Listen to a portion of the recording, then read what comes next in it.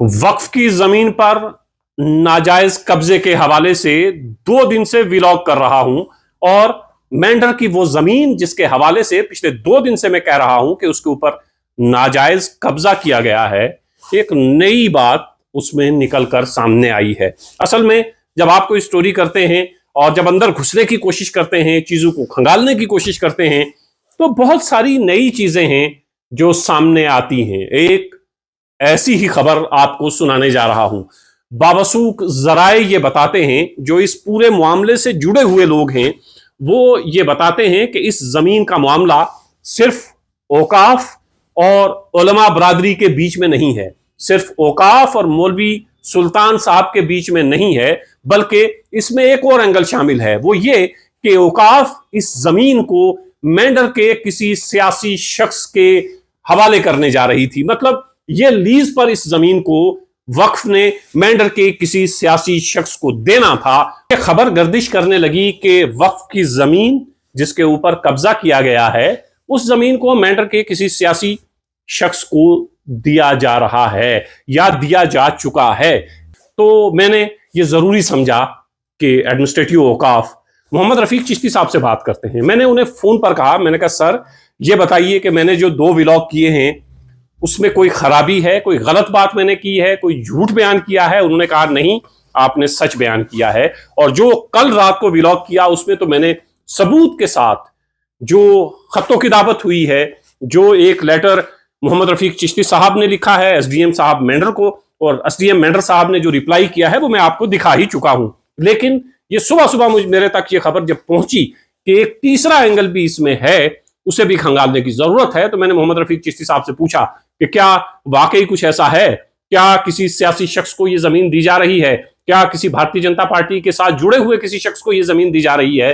तो उन्होंने साफ कहा कि ऐसा कुछ नहीं हुआ है। हम जब लीज पर कोई चीज उठाते हैं तो उसके लिए बाकायदा इश्तहार देते हैं, अखबारात में इश्तहार देते हैं, लोग उसमें आकर अप्लाई करते हैं, टेंडर करते हैं, और जो सबसे हाईएस्ट होता है उसको हम लोग ये अलॉट करते हैं। लेकिन मेंढर की इस जमीन के हवाले से हमारे जहन में जो नक्शा है वो बिल्कुल मुख्तलिफ है। वो ये है कि हम मेंढर को वक्फ की तरफ से एक तोहफा देना चाहते हैं। ये कहना था एडमिनिस्ट्रेटिव औकाफ मोहम्मद रफीक चिश्ती का। उनका ये कहना था कि हम वहां एक कोचिंग सेंटर खोलना चाहते हैं जो बच्चों को KS, IAS, IPS की कोचिंग के लिए तैयार करे।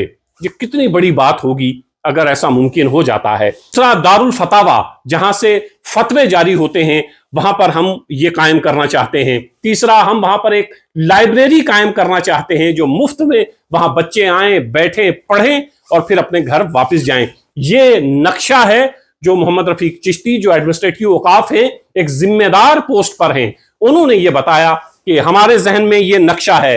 ना इस जमीन पर कोई मौलवी काबिज होगा, ना इस जमीन को किसी सियासी शख्स या किसी और शख्स को दिया जाएगा, बल्कि औकाफ यहां पर खुद एक आलीशान इमारत बनाएगी और उस इमारत में मेंढर के लोगों के लिए, मेंढर के बच्चों के लिए एक बहुत बड़ा तोहफा औकाफ वक्फ बोर्ड की तरफ से मेंढर के लोगों के लिए होगा। ये हमारा जहन है, क्योंकि ये मुसलमानों की प्रॉपर्टी है, ऐसा मोहम्मद रफीक चिश्ती साहब का कहना था। ये वक्फ प्रॉपर्टी मुसलमानों की प्रॉपर्टी है और इसको हम मुसलमानों की फलाह व बहबूद के लिए इस्तेमाल करना चाहते हैं, मुसलमानों के बच्चों के मुस्तकबिल के लिए इस्तेमाल करना चाहते हैं। तो हमारे जहन में ये नक्शा है और मुझे अब यकीन है कि मेंढर की तमाम अवाम, उलमा हजरात और जो सियासी शख्स अगर कोई इस जमीन के ऊपर नजरें गाड़े हुए था, ये तमाम मिलकर वक्फ बोर्ड के साथ रहेंगे,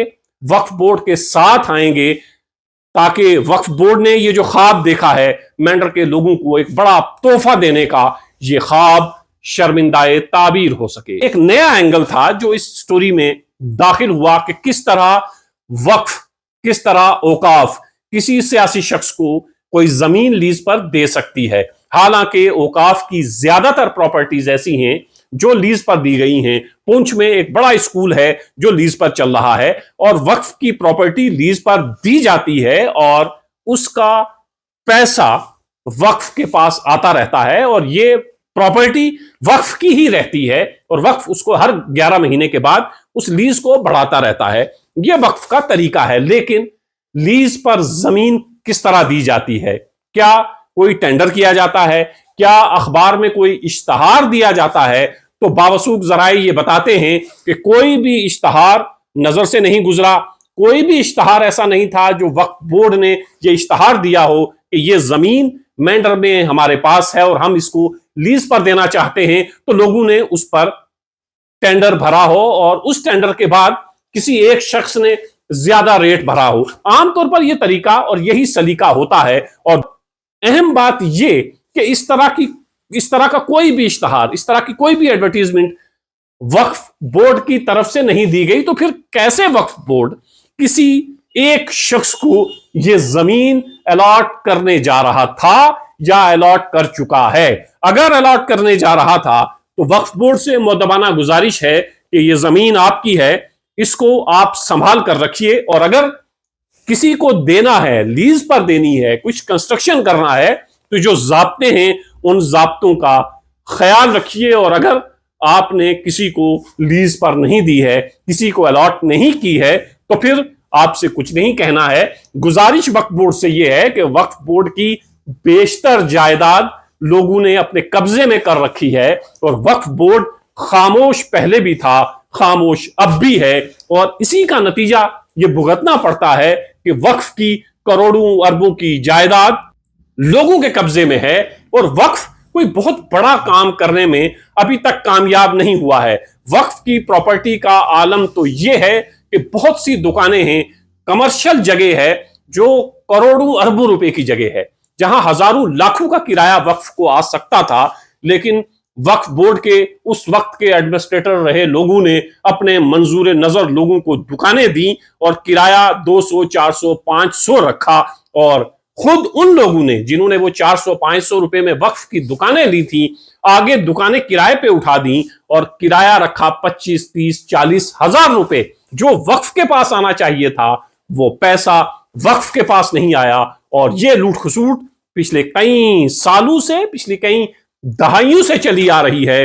लेकिन अब सच सामने है और वक्फ की प्रॉपर्टी, जहां जहां हमें पता चलेगा कि वक्फ की प्रॉपर्टी पर कोई शख्स नाजायज कब्जा कर रहा है या वक्फ ज़ाब्तों का ख्याल नहीं रख रहा है, और अगर किसी को अलॉट कर देता है बगैर ज़ाब्तों का ख्याल रखे, कोई रूल्स होंगे, वक्फ के अपने कुछ रूल्स होंगे जिनके तहत किसी को जमीन अलॉट की जाती होगी या आप लीज पर देते होंगे। जो पुरानी जमीनें, जो पुराने स्कूल्स आप दे चुके हैं, उन पर भी गौर करने की जरूरत है। वहां भी किराया अच्छा खासा बढ़ाने की जरूरत है। और यह भी ख्याल रखना है कि बहुत सारी ऐसी प्रॉपर्टी है जो आपने लोगों को दी, लोगों ने उसे और आगे किराए पर उठा लिया और वहां से किराया 40-50 हजार रुपए एक दुकान का आ रहा है, आपको वही 400, 500, 1000, 2000, 3000 रुपए मिल रहे हैं। तो ये ज्यादती नहीं तो और क्या है। और वक्फ की प्रॉपर्टी की ये लूट खसूट कहीं तो रुकनी चाहिए। मोहतरमा दरख्शां अंदराबी साहिबा से ये गुजारिश है कि आप आई हैं, आप आई थी तो बहुत सी उम्मीदें बंधी थी कि आप बहुत कुछ करेंगी। और मैं हर व्लॉग में कहता हूं कि यकीनन आपने तब्दीली लाने की कोशिश की है, लेकिन अब मामला मेंढर का है। मेंढर में आपकी प्रॉपर्टी है, वक्फ की जायदाद है और वक्फ किसी फर्द वाहिद की नहीं हो सकती, ना मौलाना साहब की, ना किसी सियासी शख्स की, ना दरख्शां अंदराबी साहिबा की। वक्फ मिल्लत की, कौम की जायदाद है और वहां जो भी बने वो कौम के लिए बने, कौम के लिए वक्फ हो।